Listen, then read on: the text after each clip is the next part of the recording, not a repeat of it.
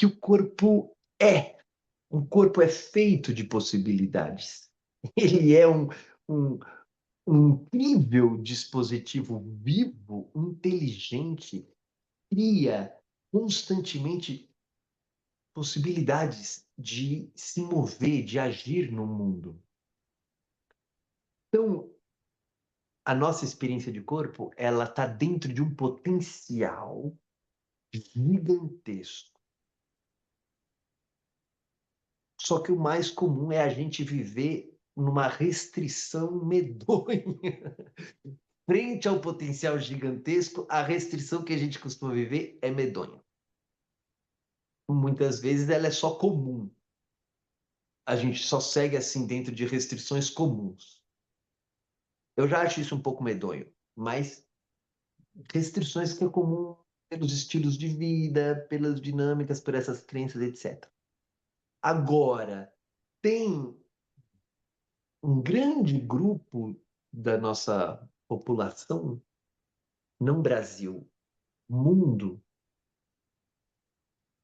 que não só vive limitações das potencialidades do corpo, vive limitações tão intensas que se transformam em dores, dores músculo-esqueléticas, por exemplo, não só, mas por exemplo, músculo-esqueléticas, e dores que são crônicas, que às vezes duram anos.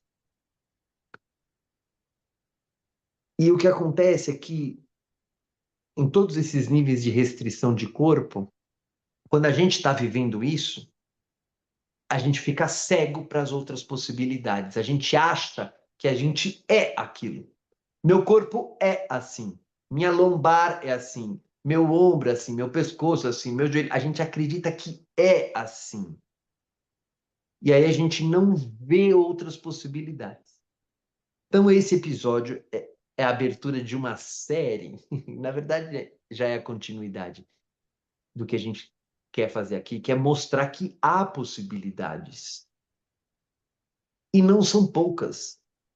Há caminhos, e não são poucos.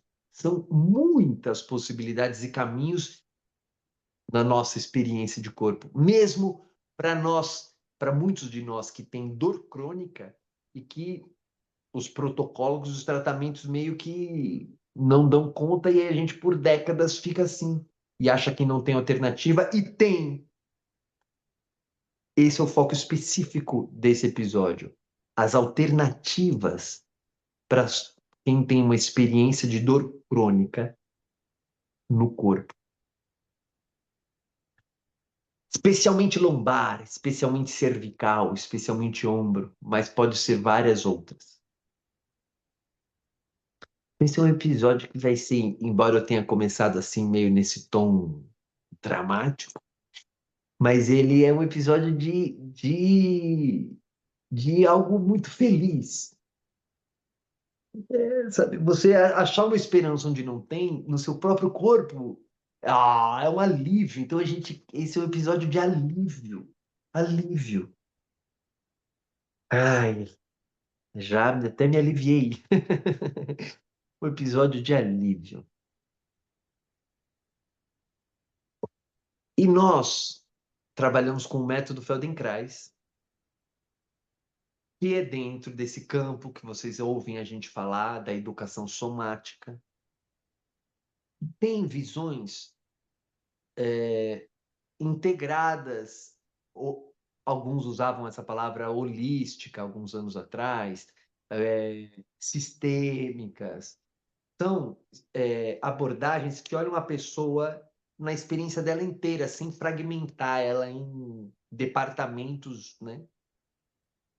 Então, o nosso trabalho com esse método é propor a integração da experiência da pessoa, a integração da experiência do corpo.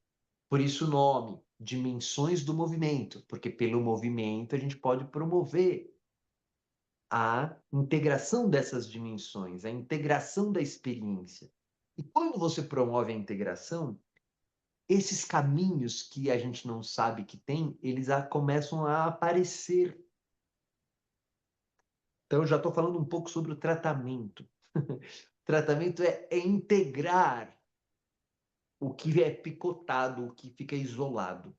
O nosso tipo de tratamento, com Feldenkrais, na educação somática, é fazer um tipo de trabalho com movimento para integrar o que está fragmentado, isolado e separado. Agora, isso é um contraste gigantesco com tradições da nossa cultura que fazem justamente o contrário. Eles treinam o isolamento de algumas partes como prescrição. Então, existem muitos níveis que a gente vai falar agora sobre muitos níveis ou muitas áreas da saúde que acabam como prescrição incentivando comportamentos que fragmentam a experiência do corpo da pessoa. Muitas dessas já tem dor e agrava a dor. E não sabe caminhos. Parece, ela vive uma sensação que é muito ruim viver isso.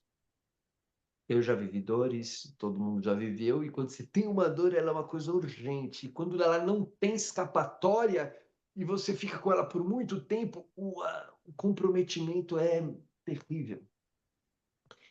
Então, o assunto é sério, viver isso é sério. Agora, o alívio disso é uma alegria. Então, métodos como Feldenkrais e outros ajudam um monte de gente, está mais do que visto como funciona na prática clínica, né? Em vários cenários, não só clínico, mas na prática clínica também. Só que essas percepções são muito difíceis de entrarem por essa barreira conceitual. Alguns poderiam até, da parte filosófica, entender que são barreiras epistemológicas, são barreiras do pensamento e das concepções que norteiam grande parte das nossas profissões da área da saúde. Uma delas, a gente vem falando aqui muito, é a crença de que o corpo é um objeto mecânico. Então, isso é uma crença. Tem um histórico de como filósofos foram propondo isso, de como isso foi se transformando. Nos últimos 300 anos, 200 anos, ficou predominante. O corpo é uma máquina biomecânica e você trata, então, o corpo como tal. Você olha para as estruturas biomecânicas como uma máquina e quando dá problema, você vai cuidar das estruturas da máquina. Faz sentido isso. E as profissões começaram a se especializar em cuidar dos problemas das estruturas da máquina. Mas isso vem de uma concepção filosófica antiga e que virou o pilar da civilização. Então, quando nós trazemos esses resultados desses métodos, que a gente trabalha, que não partem desse pilar. O corpo não é visto como um boneco biomecânico, é visto como uma manifestação da vida integral, inteligente, pulsante de soluções.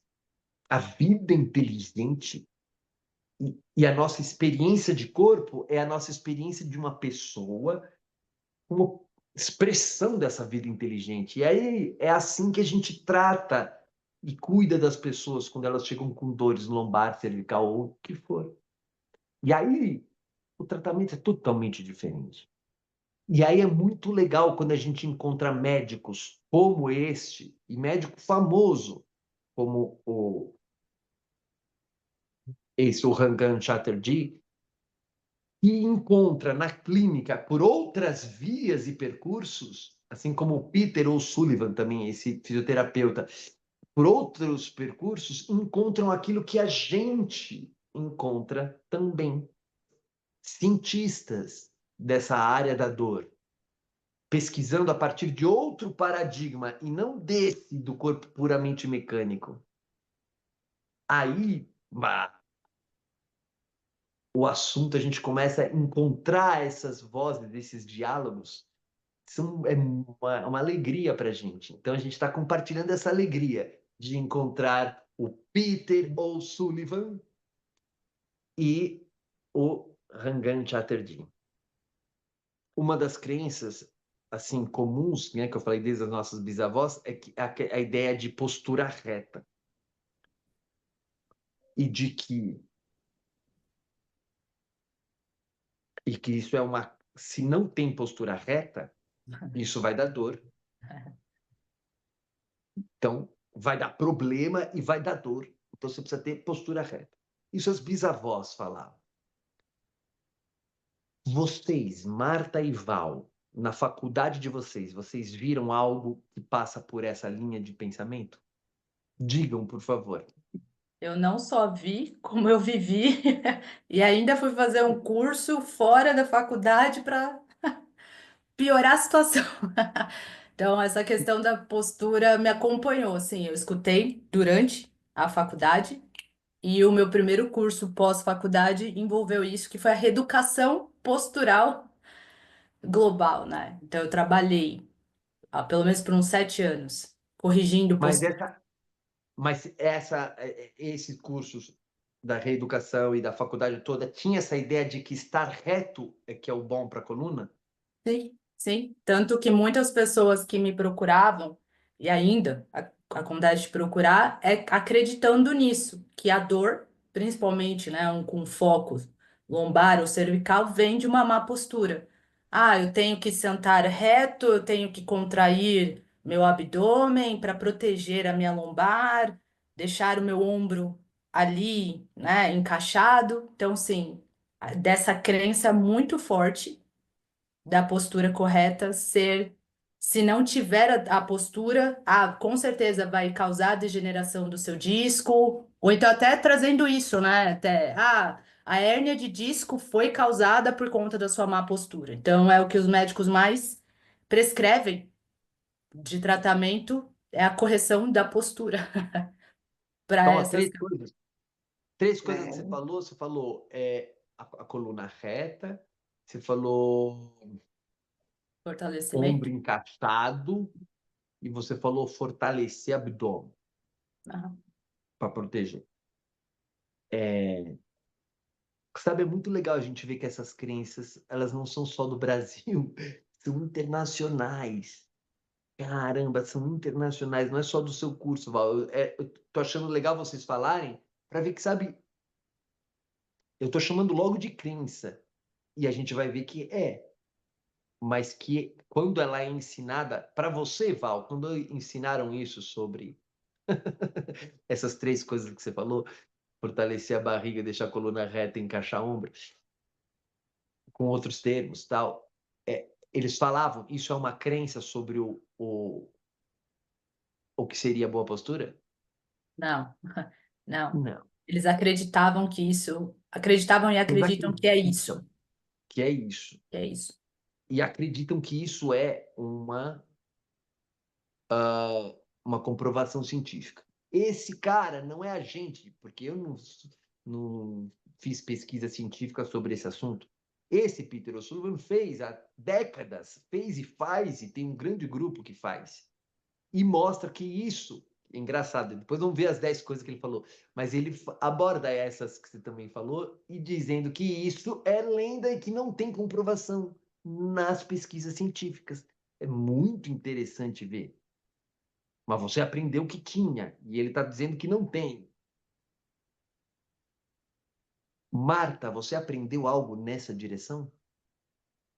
Também aprendi, né, da verticalização, da boa postura, jeito para sentar, que jeito que vai levantar, como que você vai ensinar seu paciente para levantar, para não sobrecarregar as costas, equilíbrio, entre musculatura agonista e antagonista. Então, se o ombro está para dentro, para frente, então vamos esticar aqui à frente, alongar, fortalecer lá atrás. E para manter o ombro na direção, trazer na direção da orelha, mais ou menos, para, enfim. E é um mito, né? Inclusive, não tem nenhuma relação, né, como você diz, com a dor. Eu tenho uma paciente que, inclusive, ela já tem 86 anos e ela é bem encurvada. Não é pouco, é muito encurvada. E ela não tem dor nenhuma, nenhuma dor. Eu já vi várias. E não só o caso dela, mas muitos outros, né, provam isso. Muitos, muitos, muitos mesmo. Então, realmente é um mito.